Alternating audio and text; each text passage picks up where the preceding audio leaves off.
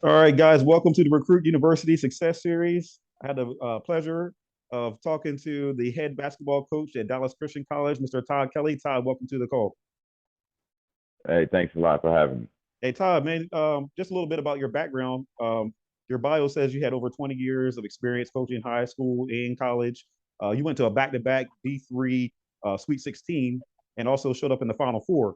And it also said that you were named Coach of the Year in 2009. So it's safe to say you have some credibility. Is that right?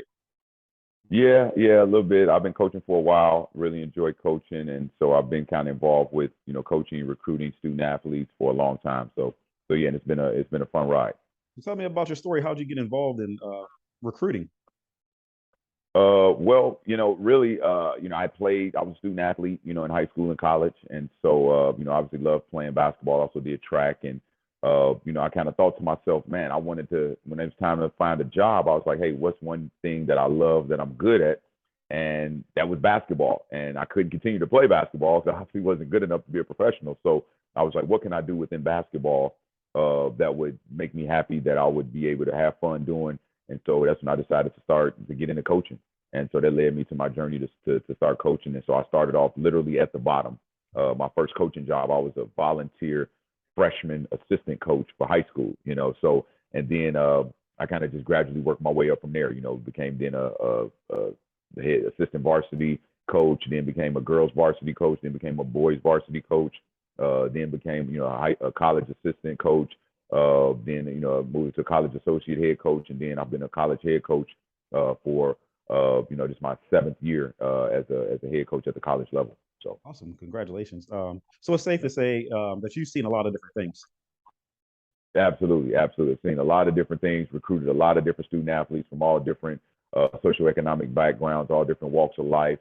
But had and throughout my journey, not only have I coached, but I've also worked in several different areas around higher education. So I've worked in admissions, financial aid, Oh, wow. career services, residence life, student affairs, community development, institutional advancement, even athletic administration. I've also taught class at the college level. So pretty much most of the areas within the college campus, I've worked with or done those particular positions.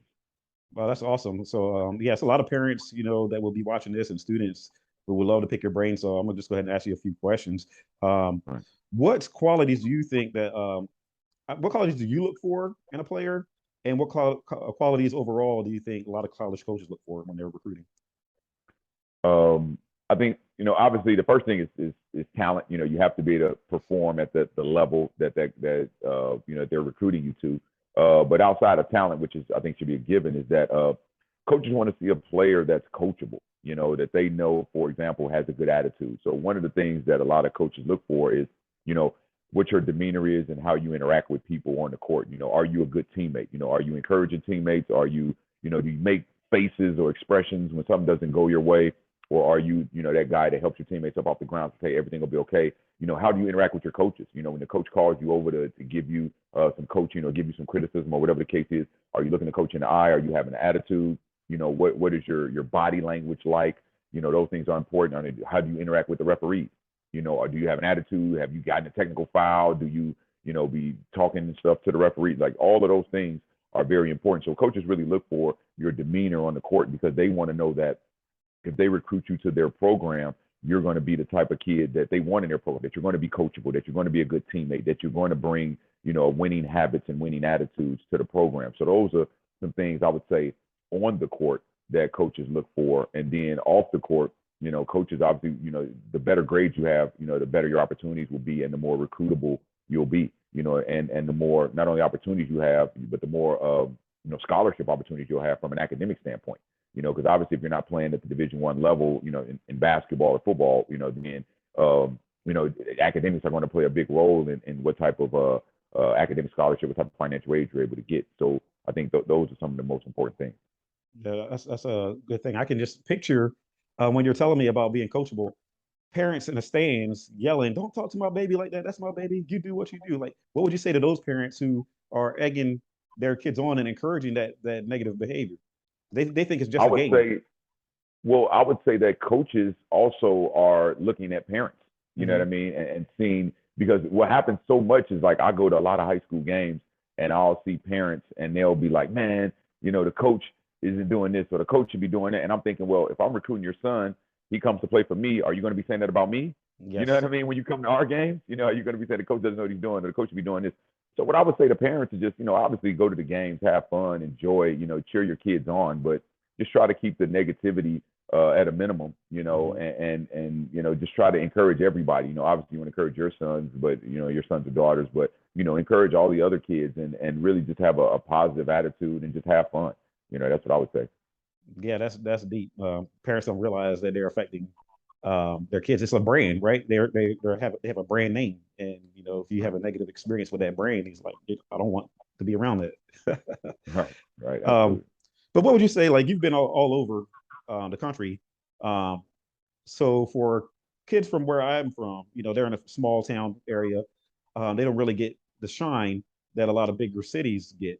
So people will say this, they say that, they don't really know how to get recruited, but they just have a theory. What would you say to somebody from a small town? What can they do to elevate not just their talent, but elevate their recognition and exposure, so that way guys like you can see them and put them on your radar? Well, I would say from a recruiting standpoint, it kind of needs to be a team effort. And what I mean by a team effort is that, obviously the student athlete needs to be the one driving the bus in the recruiting process, but Okay. also the parent needs to be involved. The high school coach needs to be involved some, and then the AAU or travel coach. And so that's what I mean by a team effort, because almost every high school coach has some type of connections with some type of college coaches, or they know some type of college coaches, or have some experience with some coaches. And if that kid plays on a travel or AAU team, then that travel coach should definitely have some type of connections or have some type of relationships or affiliations with other college coaches. So I would say it's really important for the student athlete and parent to have a meeting and talk to the high school and the travel coach to kind of let them know that, hey, I'm looking to play at the next level. I want to play at the college level. What level do you think I can play at? And then really taking the recruiting process into your own hands, particularly if you're at a smaller, school, smaller town. And what I mean by that is making sure that you always have film available, making sure that you always have your transcript available, and then start sending those the film and the transcripts out to schools at the appropriate level. Because one thing I always hear too is that kids say, "Oh man, I'm not getting any looks," and I sent emails and whatnot to 200 coaches. Well, if you send emails to 200 coaches at the Division I level, you're not a Division I player. They're not going to respond.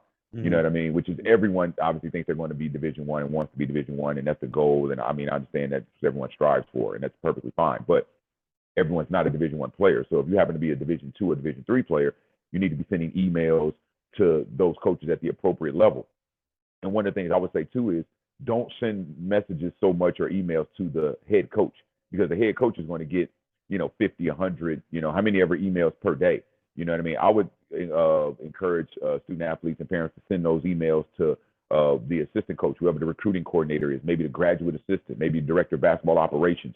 Those guys, because those are the guys and the women that will be looking at looking at that film. They'll be reading those emails, because a lot of times the head coach just forwards those emails to the assistants or the graduate assistants anyway, and say, Mm-hmm. hey, let's look at this film, see if this kid has happened to be any good.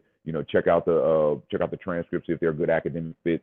So I would say, if you're a kid from a small town, try to look at maybe maybe a 3 hour radius, maybe from your home, and look at all of the schools that may be at an appropriate level within a 3 to 4 hour drive from your home, and then start with those schools first.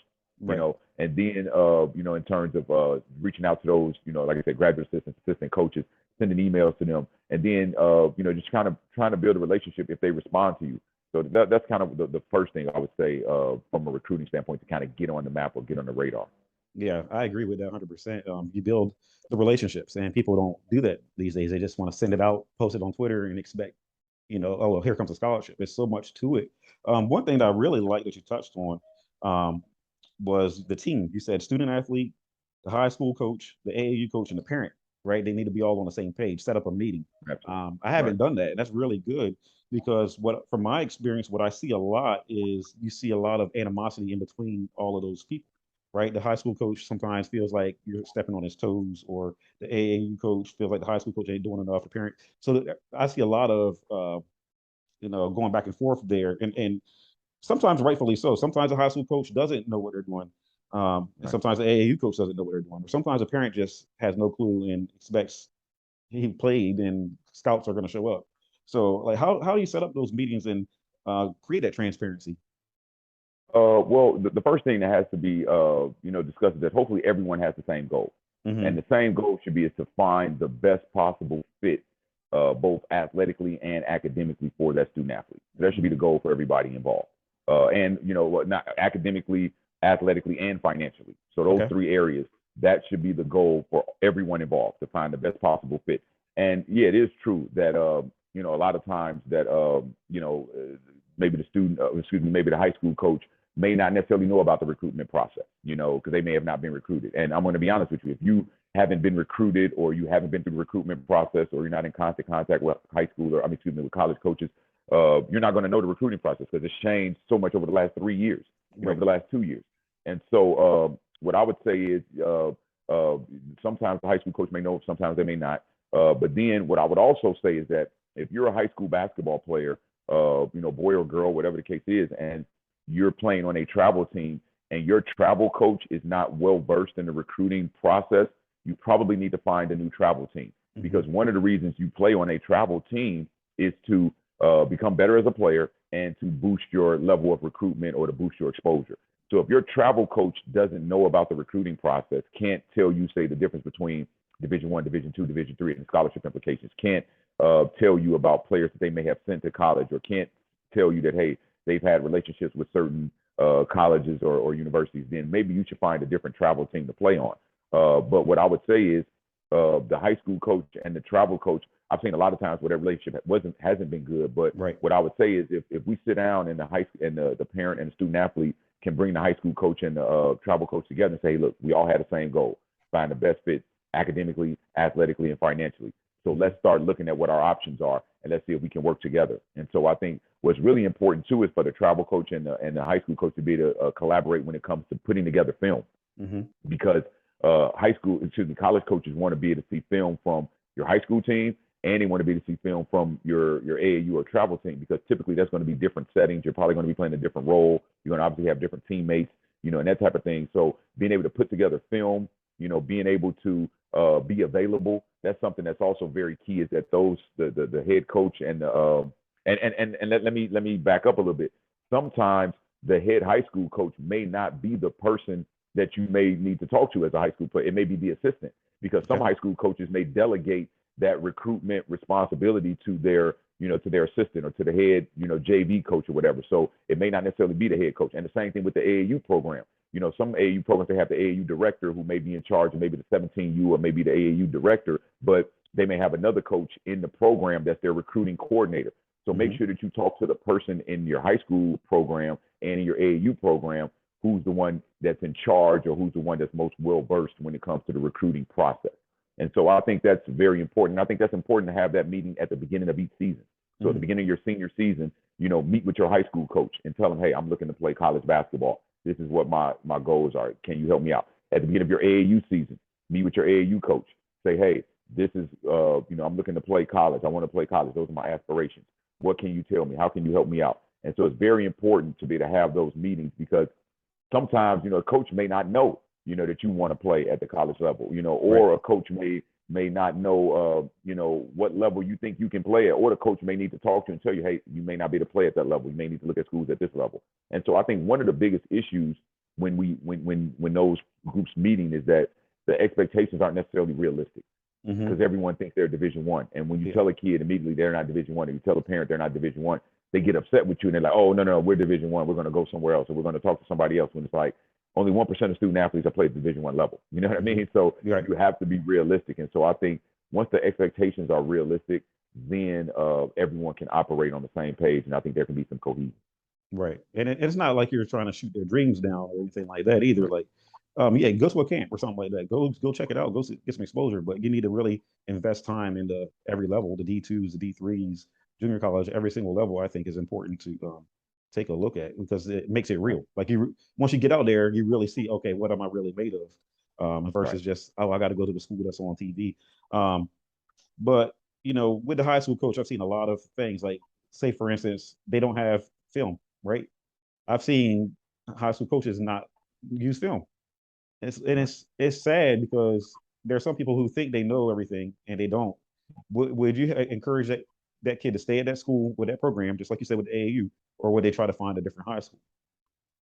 Well, I would say with the high school situation, obviously there's times where it may not be a right fit, it may not be a Hmm. good fit. Yeah. And I don't want to sit here and encourage people to just transfer and transfer and transfer because as a coach, I'd like to see coaches have continuity and keep the players that they Right. think are good, they're going to be able to help them be successful. Okay. However, if you're playing for a program where maybe maybe your coach isn't doing everything or maybe, isn't filming games, doesn't have accurate statistics, or maybe isn't a good coach because there are bad coaches. Right. Absolutely, there are a lot of good coaches. But Yeah. there are some bad coaches, and so there may be a situation where, as a parent and a student athlete, you may have to look and see if there's a better situation for you. Hmm. Now, everyone can't transfer. I get that, but if there's a better situation or a school that may better prepare you for what your goals are, then I think that's something that you may want to look at. Now, and obviously, everyone goes to high school games and sees tons of parents just like filming games and whatnot. So that's an option as well. You know what Right. I mean? You can film the game yourself as a parent. You know what I mean? So that's something that you can take into your own hands. And you may not necessarily need the high school coach to provide film. But one thing I would say is that I think a lot of people think that it's their high school coach's job to get them a scholarship Mm. or their high school coach's job to get them recruited. It's Hmm. not your high school coach's job to get you a scholarship or get you recruited. But I feel like it is your high school coach's job to be a resource in the process. And what I mean by a resource is that a high school coach should be able to provide you with film. Like that is something that should be standard, that you should be filming games as a high school coach. So the coach should be able to provide you with film, not a highlight film specifically of that student athlete, but of game film. Right. And the coach should be able to provide you with accurate statistics. Hmm. And the coach should be able to provide you with a schedule of your games and practices so that you can let people know when you're playing and when you are able to perform. And then a high school coach should also be able to provide you with an accurate evaluation of what level it is they think you can play at and what position you can play at that next level. I think those four things are things that a high school coach should be able to provide for you. And then a high school coach should be available to be able to talk to college coaches if they reach out to them about that particular student athlete. And I think the same thing is true of a travel coach. But I Hmm. think travel coaches may need to take it a step farther because obviously if you're a travel coach, the goal is to be able to play at the next level. And that's why kids are playing. So I think your travel coach needs to be probably a little bit more well versed in the recruiting process than your high school coach should be. Interesting. That's interesting. Okay, that's very good stuff. So the AAU circuit is very valuable to the recruiting process. What you're saying. Yeah, absolutely, absolutely. And I got to be honest, and I hate to say this, as a competitor and as a college coach, but in AAU now, winning is really secondary. Hmm. Really, it may even be third, in terms of priority list, in terms of why you play AAU. Hmm. Because the main reason kids play AAU, I think the main two reasons should be number one, to get better as a player, and then Hmm. number two, to get exposure to colleges. Hmm. And those, because winning, and I'll give you this example, and I always give parents this example. And when I say this, they're like, oh, yeah, that makes sense. If you're a parent or a student athlete and you go play in an AAU tournament, and then say the student athlete comes home on Sunday afternoon after the tournament, and the student athlete says to their parents, as a parent, what would you rather hear your student athlete say? Mom, we won the tournament and I got MVP. Or would you rather them say, Mom, I played really well and I got 5 scholarship offers? Hmm. What would you rather hear them say as a parent? You would much rather hear them say, I Scholarships. got Yeah. 5 scholarship offers.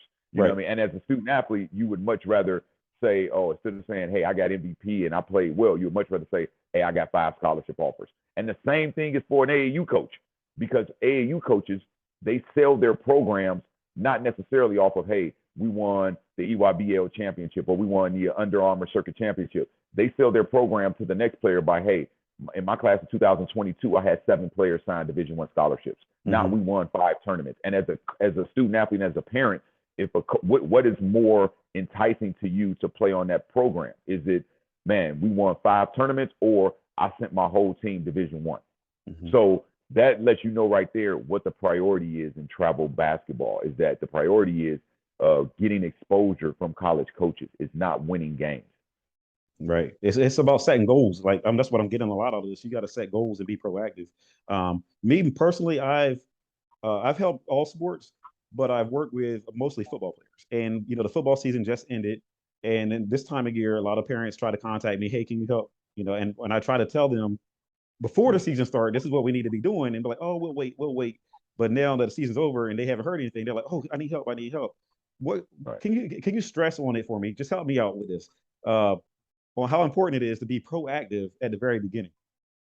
Yeah, and actually, yeah, it is for very important because like I said, I think at the beginning of the season you should have that meeting, and honestly, I think at the beginning of your sophomore year, that's when the recruiting process should start. Now, I hear parents always ask me when kids in seventh and eighth grade, freshman year, what should we be doing? I'm like, well, that's a little bit too early. Don't worry about recruitment then. You know what I mean? But at the start of the sophomore year, or I'll say this much: as soon as the kid starts playing varsity, Mm-hmm. that's when the recruitment process, or that's when you should start looking at if you're interested in playing at the next level, that's when you should start the process. Because once they start playing varsity, that's when you can start putting together game film. Mm-hmm. That's when you can start putting together relevant statistics. And that's when you should start talking to the coach about, hey, I'm interested in playing at the next level. Hey, what can you do? How can you help me out? What can you tell me? What advice can you give me? So what I would say is, as soon as they start playing varsity, so if it's junior year, if it's sophomore year, at the beginning of that year, that's when you need to talk to your coach, and that's when you need to start putting together things like your student athlete resume. That's when you need to start putting together your Twitter profile, making sure that your Twitter profile you have your size and weight and vital statistics, and have a link to your film and a link to your schedule, a link to your transcripts, contact information, all of that type of stuff. That's when you really need to start going into recruiting mode, not at the end of your senior year, because by that time, coaches already have a list. Mm-hmm. Coaches have and a lot of people don't understand, coaches have a list. They have tier 1 recruits, tier 2 recruits, tier 3 recruits. You know what I mean? And so, at the end of your senior year, if you're like, hey, I haven't been getting recruited, what can I do? Well, by that time, a lot of kids have already been recruited, and really you're going to just get the crumbs, Mm-hmm. so to say, of Right. the recruiting process. And so really it needs to start at the begin, right when you start playing varsity sports. That's when the recruiting process should start. And if you're a senior, for example, you haven't been getting recruited and whatnot, definitely by the beginning, I would say at the end of your junior year, that's when you really need to like put it in the overdrive in terms of, this is when I need to start Right. reaching out to coaches. This is when I need to start, putting myself out there, getting my Twitter profile, getting my student athlete resume. This is when I need to start talking to coaches, and when I need to start maybe going to camps or whatnot, just so I can kind of get my name on the radar. So definitely, I would say at the end of the junior year, at the very latest, is when you should start. But if you're playing varsity as a junior, you're playing varsity as a sophomore, then it can start then. Right, man. Like, yeah, once the senior year starts, man, it's almost too late. You got to Right, follow the right. follow the blueprint. There's a blueprint out there to follow, and if you follow it, you're gonna find success. And um, coach, let me ask you this: you said earlier the difference between D1, D2, and D3. Can you like speak on that? What do you think the differences are as a Well, it's a player? lot of differences. Okay. Uh, First of all, the I think the biggest difference is the level of play. Hmm. Typically Division 1 schools are have the biggest, best, strongest, fastest, best athletes, most talented athletes. And then it kind of goes down Division 2, Division 3. But that doesn't mean that there are not Division 2s that have more talent than Division 1s, and there are not Division 3s that sometimes have more talent than Division 2s. And Hmm. so the biggest difference is just the level, the ability, the talent, the size, speed of the athletes is kind of the biggest difference, but also the financial ramifications. Okay. And we'll mention, we can start, kind of talk about Yeah. basketball and Let's. football, but Yeah. basketball and football are the only two men's sports that are what we call head count sports, meaning that at the Division 1 level, and it was just football for the FBS level, Hmm. those are where if you get a scholarship, it's a full scholarship. Hmm. It's a full scholarship at the Division 1 level for men's basketball and football. Now, the biggest difference is, at the Division 2 level, they have what they call their equivalency of scholarships, meaning that a coach has a certain amount of scholarships and they can divvy up those scholarships the way they want to. And what I mean by that is, say, for example, if tuition at a school is $20,000, and at the Division 2 level for basketball, there's 10 full scholarships is the most that a Division 2 program can have. So that means that if a school has 10 full scholarships, then they don't necessarily have 10 scholarships, they have $200,000 if tuition is $20,000 at that school. So Hmm. that coach can divvy up that $200,000 how he wants to amongst those student athletes in his roster. So if he has 15 kids on the roster, he can give one kid, the full 20,000. He can give another kid 18,000, another kid 10,000, another kid 6,000, another kid 8,000. So that's the biggest difference from a Division 1 to Division 2 standpoint, is that at Division 1 it's a head count situation, and at Division 2, and this is just basketball and football we're talking about. Division 2, it's a equivalency sport where they can divvy up the scholarships how they want to. Now, Division 3, the biggest difference is that And this is why some people sometimes frown upon Division III, which they shouldn't. But one of the biggest differences is that Division III, you cannot give athletic scholarships. So if anyone ever says, "Hey, I got an athletic scholarship to a Division III," either they're lying or their school is breaking some major NCAA rules. Right. But you cannot give athletic scholarships at the Division III level. What does happen though, is that those schools give very significant academic scholarships and give very significant school-based grants. And so that's why having a high GPA is really, really important at any level, because a lot of times what happens even at the Division II level is that students may get a partial athletic scholarship and then they get partial academic scholarship. And so there are a lot of students at the Division II and even NAI, because NAI is similar to Division II in terms of Right. what they can do with the money, because they can give partial scholarships. And so a lot of times there are student athletes that may not be getting a full athletic scholarship, but they're still going to school for free because they are getting some athletic scholarship with some academic scholarship with any type of federal money that they may be eligible for. And that's called stacking. And a lot of Division II and NAIA coaches do that, where they stack money to try to get the student athletes the best possible financial aid package. But one thing a lot of people don't understand too is, let's just throw, I know, my specialty is kind of basketball. I know your specialty is kind of, you said football, but Right. just throw out baseball, for example. Now, baseball is a sport where at the Division I level, there's only 11.7 full scholarships. So there are instances where there's a Division I baseball player will have to pay more to go to college than a Division III baseball player. Because at the Division I level, they may only get, say, a half scholarship. Say tuition is $20,000. They may, and the student athlete may have a 2.5 GPA, but they may not get any they may not get any academic money. They may just get a $10,000 athletic scholarship. So now they're still paying $10,000 for school with that Division I. And there may be a Division III that costs $20,000, but that kid may have a 3.8 and they may get a $12,000 academic scholarship. So now that kid is paying $8,000 a year in tuition. So, but that's baseball, because baseball they don't have many full scholarships. But in basketball and football, those are the two sports where everyone really wants to get to that Division I level, because they know if you're playing at the Division I level, you're going to be getting a full scholarship. Right. And also, you said something about when they're divvying up the scholarships. So I've seen a lot where two players or maybe have the same talent, but all right, this player has higher grades than this player, so he can go get the academic money. He can go get more financial aid. They usually go pick that player who can save them some money, so that way they can have more scholarship money to, bring in those bigger recruits. Right? You've seen that.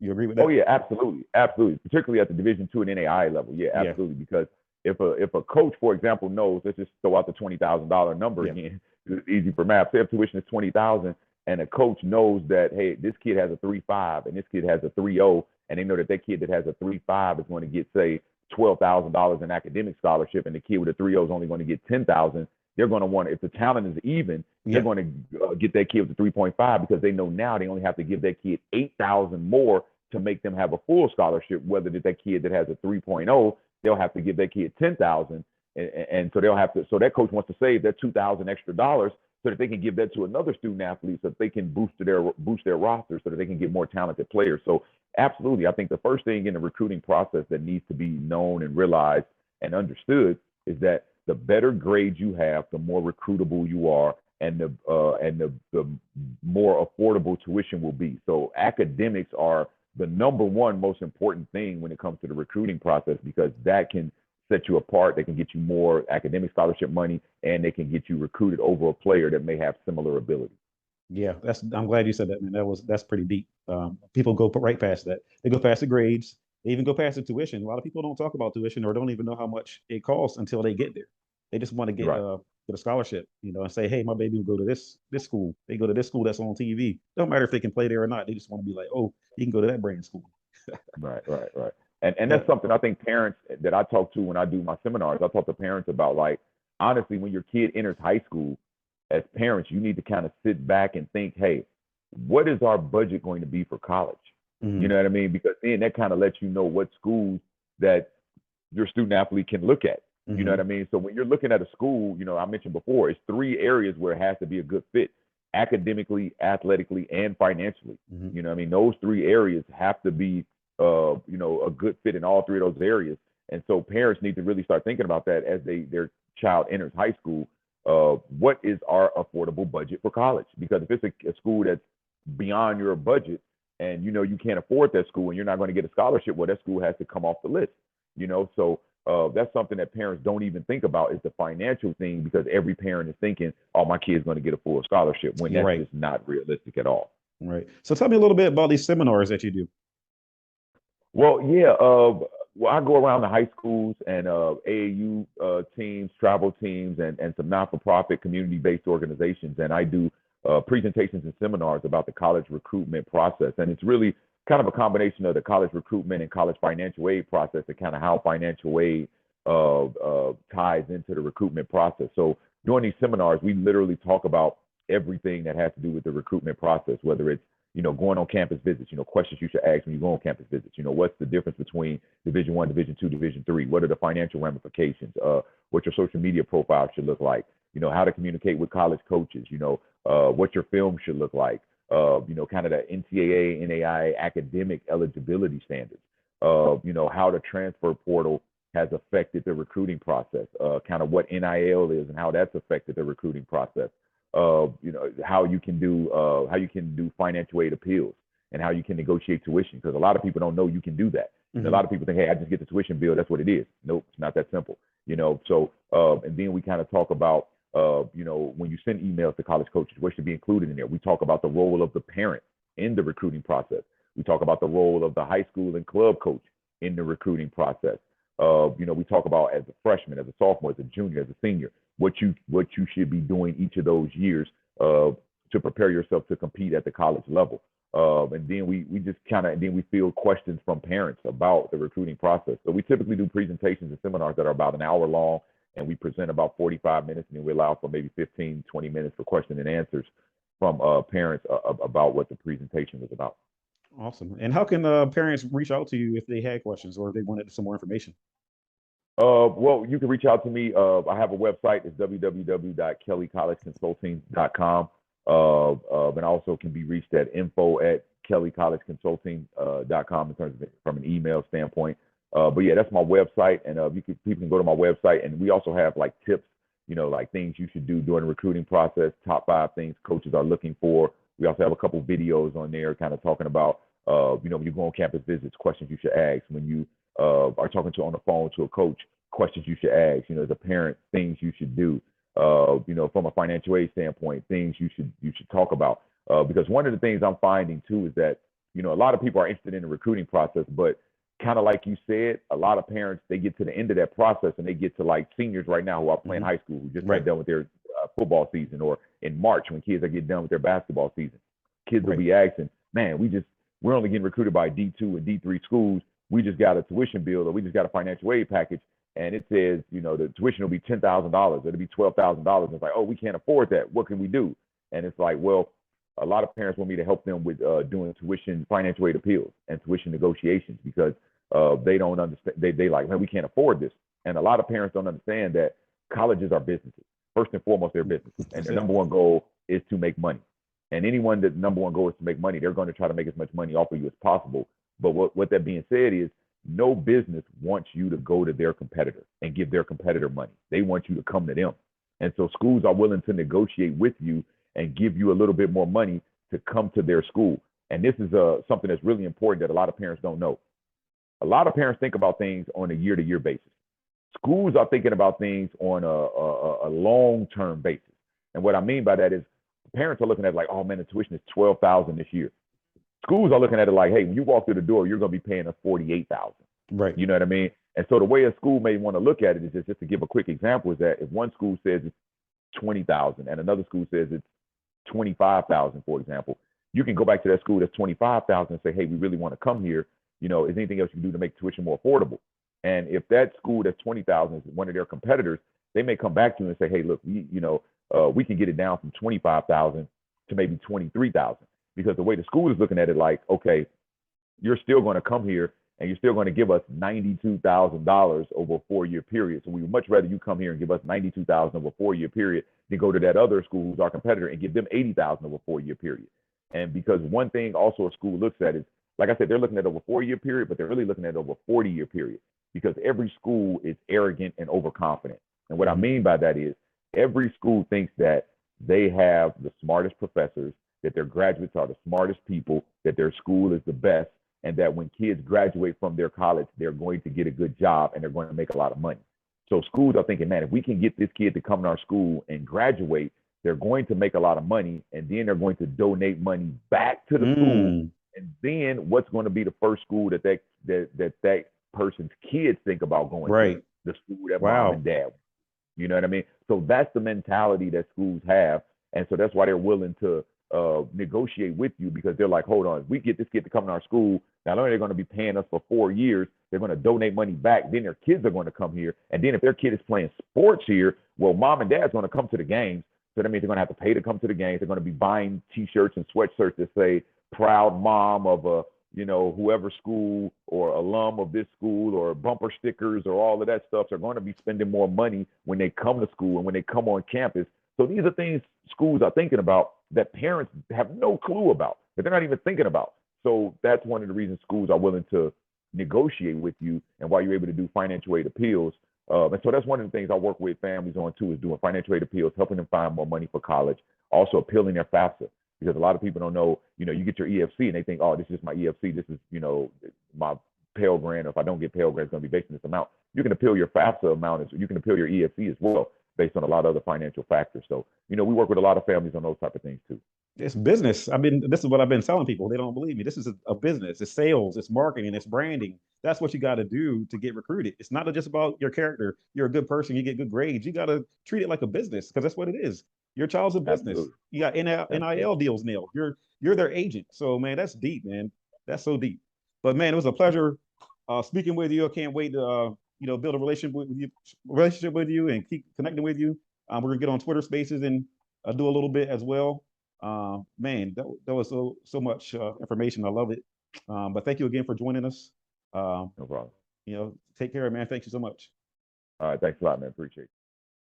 Someone please tell my mama.